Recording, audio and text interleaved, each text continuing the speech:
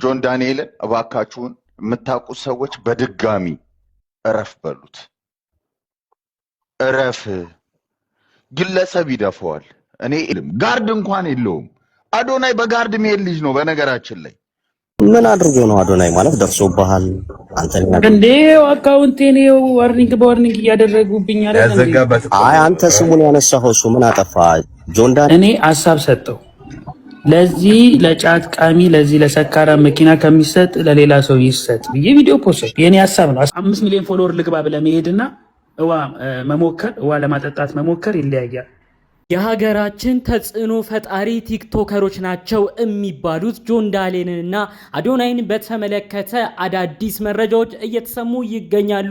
ይህንንም አስመልክቶ ብዙ ሰው ሀሳብ አስተያየት እየሰጠ ነው። ከዚህም ባሻገር የጆን ዳንኤል ወዳጅ ደጋፊዎች አዶናይን እየተናገሩት ነው። የአዶናይም ወዳጅ ደጋፊዎች ጆን ዳንኤልን እየተናገሩት ነው። በዚህ መካከል ሁለቱ ምንም አይነት ነገር በግልጽ ባልተናገሩበት ሁኔታ ምንም ስም ጠርተው እከሌ እንዲያርጎኛል እከሌ ጎርቶኛል ብለው ምንም ይፋ ባላወጡበት ሁኔታ ህዝቡ ግን ሁለቱን ልጆች እያጋገለ ከባድ ሁኔታ ውስጥ እንዲገቡ እያደረጋቸው ያለ ይመስላል። ዝርዝር ጉዳይ ከሰሞኑ የአዶናይን አካውንት ማን ሪፖርት አደረገ ተብሎ ስለተወራው ጉዳይ እንዲሁም ደግሞ የጆን ዳንኤል ወዳጅ ደጋፊዎችም ስለተናገሩት ሌላኛው ነጥብ ጠቅለል ባለ መልኩ ደግሞ የአዶናይ ወዳጆች በቀጣይ ጆን ዳንኤልን ህይወቱ የሚያሰጋ ከባድ ሁኔታ ውስጥ እንዳይከቱት ይጠንቀቅ ስለተባለለት ወሳኝ ነጥቦች በዝርዝር እናሰማችኋለን። ሰላም ጤና ይስጥልን ውድ የሀገሬ ልጆች፣ በያላችሁበት ሰላማችሁ ይብዛልኝ። ዛሬም አዳዲስ በሆኑ ጉዳዮች ብቅ ብለናል። ለዚህ ቻናል አዲስ ከሆናችሁ ሰብስክራይብ በማድረግ ሁሌ የምንለቃችሁ ቪዲዮዎች እንዲደርሱ ይሁን። ቀጥታ ይዘን ወደ መጣነው ዝርዝር መረጃዎቻችን እናልፋለን። ሁለቱን ቲክቶከሮች ብዙ ሰው ታቋቸዋላችሁ ብዬ አስባለሁ። እዚህ አሁን ዩቲዩብ መረጃም ስሰጥ ምናልባት የማታቋቸው ሰዎች ካላችሁ አዶናይም ተጽዕኖ ፈጣሪ የሆነ ቲክቶከር ከ4 ሚሊዮን 500 ሺህ በላይ ተከታይ ያለው ነው። በሌላ በኩል ጆን ዳንኤልም ሁለት የተለያዩ አካውንቶች አሉት። ከ1 ሚሊዮን በላይ ተከታይ አለው በሁለቱም አካውንቱ። ታዲያ ሁለቱም የተለያዩ ጥሩ የሆነ ባህሪ ያላቸው ሰውን ህዝብን የሚረዱበት የተለያየ በጎ አድራጎት ስራዎችም ላይ ብዙዎቻችን እንመለከታቸዋለን። ታዲያ አዶናይ ከጥቂት ዓመታት በፊት ነው ወደ ኢትዮጵያ ጠቅልሎ የመጣው። ኑሮን አድርጎ የነበረው በአሜሪካን ሀገር በካናዳ ነበር። በመቀጠል አሁን በቅርብ ጊዜያቶች ኢትዮጵያ መጥቶ በተለያዩ የእርዳታ ስራዎች ላይ እየተመለከትነው ነው። በተለይ ደግሞ አንጋፋ አርቲስቶች መኪና እንዲያገኙ መኪና እንዲገዛላቸው በማድረግ ብዙ ሰዎች ልብ ውስጥ መቅረት እንዲችል አድርጎታል። በሌላ በኩል ደግሞ እንግዲህ ጆን ዳንኤልም ከኢትዮጵያ አየር መንገድ ባረገው የተለያየ አላስፈላጊ ነገር ቅጣቱን ተቀጥቶ ቅጣት ጊዜውንም አጠናቆ ከእስር ቤት ከወጣ በኋላ በብዙ መልካም ስራዎች ላይ በመሳተፍ የተለያዩ እርዳታዎችም ላይ በመሳተፍ ብዙዎች እንዲወዱት ያረገ ግለሰብ ነው። ታዲያ እነዚህን ሁለት የሀገራችን ተጽዕኖ ፈጣሪ ቲክቶከር ናቸው የሚባሉ ግለሰቦችን ምን አገናኛቸው ካላችሁ ቀደም ብሎ እንግዲህ ጆን ዳንኤል ልክ ከስር እንደተፈታ ወሬዎቹ መወራት ጀምረው ነበረ። ከአዶናይ ጋር ከባድ ብጥብጥ ውስጥ ይገባሉ፣ ከባድ ችግር ውስጥ ይገባሉ ተብሎ ነበር። ይኸውም እንግዲህ በጃኒ ምክንያት እንደሆነ ነው ቀድሞ ሲሰማ የነበረው። ጃኒም ብዙዎቻችሁ ታቋታላችሁ። አሁን የአዶናይ ፍቅረኛ ነች። ከዛ በፊት ደግሞ እንግዲህ የጆን ዳንኤል ፍቅረኛ ነበረች። ይህንንም አስመልክቶ ነው አዶናይ ቀምቷል፣ ጃኒን አሁን አንቀባሮ እያያዘ ነው፣ ሴት አያያዝም ይችላል፣ አዶናይ ይችላል እያሉ የአዶናይ ወዳጅ አድናቂዎች እያሞገሱት እንዲሁም ደግሞ ከጃኒ ጋር ያላቸው ህይወትም እንዲባረክላቸው ብዙዎች አድናቆትና ፍቅር ጥሩ ምኞትም ሲመኙ ቆይተው ነበር።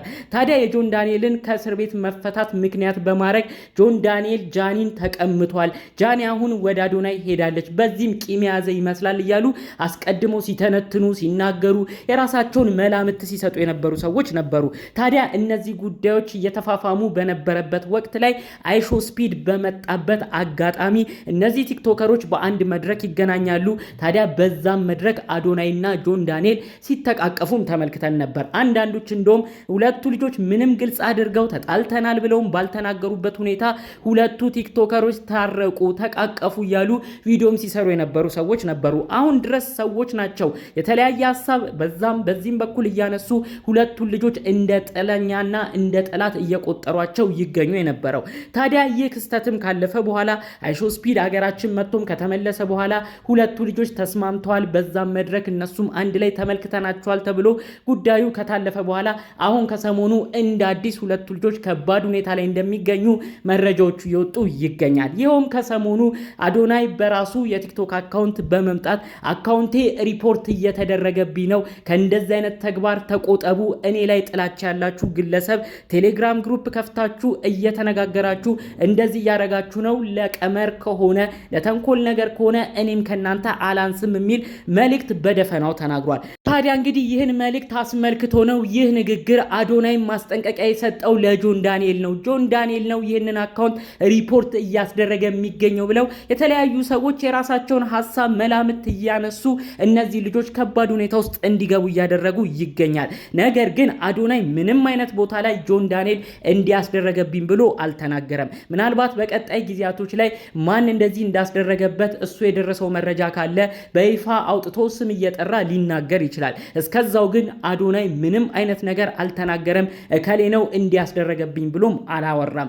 ታዲያ ምንም ባልተረጋገጠበት ሁኔታ እነዚህ ልጆች ድጋሜ ጥል ውስጥ እንዲገቡ የሚያደርጉ በተለያዩ ቦታ ያሉ ሰዎች እንዳሉ መረዳት ይቻላል። በተለይ ደግሞ የጆን ዳንኤል ወዳጅ ደጋፊ ነኝ፣ አዶናይ ግን የሚያደርገው ነገር ደስ አይለኝም የሚል አንድ ግለሰብም በተከታታይ ወደ ሚዲያ በመምጣት ጆን ዳንኤል ለህዝብ ነው የሚሰራው፣ ዳንኤል ውሃ ለሌላቸው ሰዎች ውሃ እንዲያገኙም እያደረገ ነው፣ በሌላ በኩል አዶናይ ምን አድርጎ ነው እያለ ደግሞ የጆን ዳንኤል ጠበቃም በመሆን ብዙ ፎሎወር ያለው ግለሰብም ለሱ ጠበቃ በመሆን ዳንኤልን ማንም አይናገረው እያለ እንግዲህ የተለያዩ ሐሳቦችን የሚያነሳ ግለሰብ አለ። ታዲያ ይህን ግለሰብ ምክንያት በማድረግ ነው በተለይ የጆን ዳንኤል ጠበቃ ነኝ የሚለው ግለሰብ ብዙ የሚያነጋግሩ ጉዳዮችን ነው እየተናገረ የሚገኘው። ያንንም አስመልክቶ ነው ራሱ ብዙዎች ከዛ ሐሳብ በመነሳት ጆን ዳንኤል ምንም አይነት ነገር ተንኮል ባይኖርበት፣ ምንም በአዶናይ ላይ ሌላ ቅናት ባይኖርበት፣ ምንም እንኳን ባይበድል ሚዲያ ወጥቶ ስለሱ የሚከራከርለትን በመካከላቸው ትልቅ ክፍተት እንዲፈጠር የሚያደርገውን የሱን ጠበቃ ነኝ የሚለው የጆን ዳንኤል አጋዥ ነኝ የሚለውን ግለሰብ ሊያስቆመው ይገባል በማለት ብዙዎች ሐሳብ አስተያየት ያነሱት። በመቀጠልም እንግዲህ አዶናይ ብዙ ደጋፊ ወዳጆችም ስላሉት ጆን ዳንኤል በአንድ ወዳጁ በአዶናይ አንድ ጠበቃው ሌላ ችግር ጆን ዳንኤል ላይ እንዳይደርስበት እነዚህ ልጆች ምንም በማያውቁበት ሁኔታ ደጋፊዎቻቸው አንድ ሁለት እየተባባሉ እነዚህ ልጆች ሌላ ችግር ውስጥ እንዳይከቷቸው በተለይም የአዶናይ የመረረው ወዳጁ አድናቂ የሆነ ግለሰብ በንዴት ስለ ጆን ዳንኤል የሚወሩ የተለያዩ ሐሰት ዜናዎችንም እየሰማ በማይሆን ነገር ተነሳስቶ ጆን ዳንኤል ላይ ሌላ ከባድ ነገር እንዳያመጣበት እነዚህ ነገሮች ላይ ቀድሞ ይሰራ በማለት ብዙዎች ሐሳብ አስተያየት የሚያነሱም ሰዎች ተመልክተናል። በጠፈናው በጠቅላላው አንድ ነገር ማለት ፈልጋለሁ። አሁንም ቢሆን ጆን ዳንኤል እና አዶናይ በሚዲያ ወጥተው ምንም ያሉን ነገር የለም። ምንም የተሰዳደቡትም ስም እየተጠራሩ እከሌ እንዲያርጉኛል እከሌ እንዲበድሉኛል ያሉት ነገርም የለም። እነሱ ምንም ባላሉበት ሁኔታ ሐሳብ አስተያየት የተለያየ ሰው የማይገቡ ነገሮችን እየተናገረ ጭምር እነዚህ ልጆች ማቃቃሩ ማለያየቱ ጥሩ ነገር ነው ብዬ አላስብም። ባልተረጋገጠ መንገድ ላይ የነሱ ወዳጅ አድናቂ ነኝ የሚል ሰው ራሱ እዚህ ነገር ላይ እጁን እያስገባ እነዚህ ልጆች ድጋሚ የሚያራርቅ ስራ ባይሰራ መልካም ነው በማለት የዛሬን መረጃዎችን እዚህ ላይ አበቃለሁ። ጆን ዳንኤልም አዶናይም ለሀገራችን ብዙ መስራት የሚችሉ ገና ወጣት የሆኑ ጥሩ ቅን አስተሳሰብ ያላቸው ልጆች እንደሆኑ ይሰማናል። እባካችሁ በሁለቱ መካከል ያላችሁ ወዳጅነን አድናቂነን የምትሉ ሰዎች ግን እነዚህ ልጆች ጭራሽ ለማጋጨት ባትጥሩ መልካም ነው በማለት የዛሬን መረጃዎችን እዚህ ላይ አበቃለሁ። በሌሎች ቪዲዮዎች እስክንገናኝ ሰላሙን ሁሉ እመኝላችኋለሁ። ሰላም